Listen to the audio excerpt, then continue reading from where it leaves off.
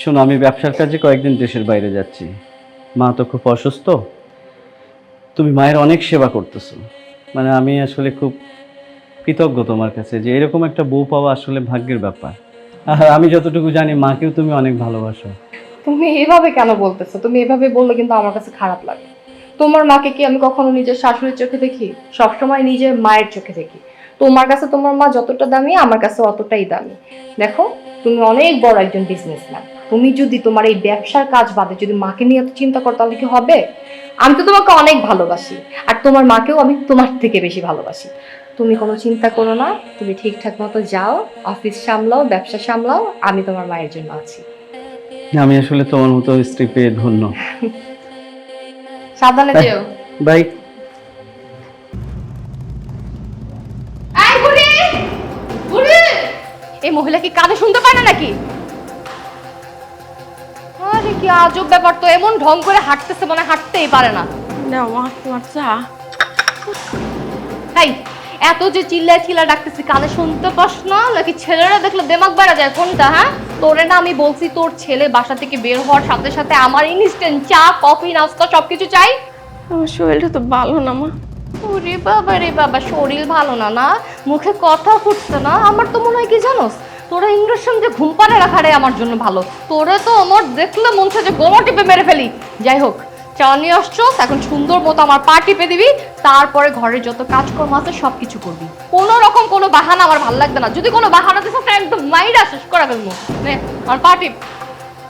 কি হলো? টিপ।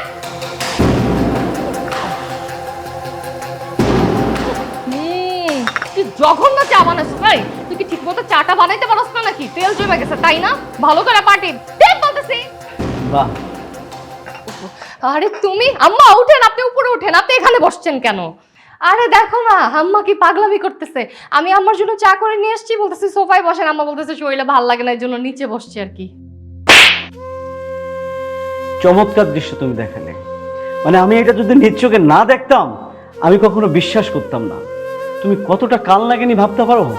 যে মাকে তুমি এত ভালোবাসার কথা বলো, আমাকে ভালোবাসার কথা বলো, আর সেই মায়ের সাথে তুমি এরকম দুর্ব্যবহার করো।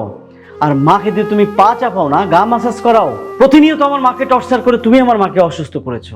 তুমি তুমি আমারে ভুল বুঝতেছো আম্মা, আমার ভুল বুঝতেছো না, আপনি একটু বলেন। থামো, কোনো কথা বলবে না, তুমি কোনো কথা বলবে না। আমার চোখ তো আর ভুল দেখেনি, তাই না? আজকের পর থেকে না তোমার এই বাড়িতে আর কোনো জায়গা নাই। আর যে মানুষটা আমার মায়ের সাথে এরকম ভাবে খারাপ ব্যবহার করে, আমার মাকে তিলে তিলে মারার জন্য তুমি ফোন দিয়ে আসছো না, তোরে আমি ডিভোর্স দিব। বাবা তুই বৌমারে ডিভোর্স দিস না বাবা। মা জানো না ও কত বড় একটা ভয়ঙ্কর মানুষ। ও না তোমাকে তিলে তিলে মারতে চেয়েছিল। এক মুহূর্ত না মা, তুমি আমাকে কোনো রিকোয়েস্ট করো না, বের হও, যাও। হ্যাঁ, আমার কথাটা শোনো, আমার ভুল হয়ে গেছে। আমি কোনো কথা শুনতে চাই না, বের হও, যাও না, যাও, বের হয়ে যাও।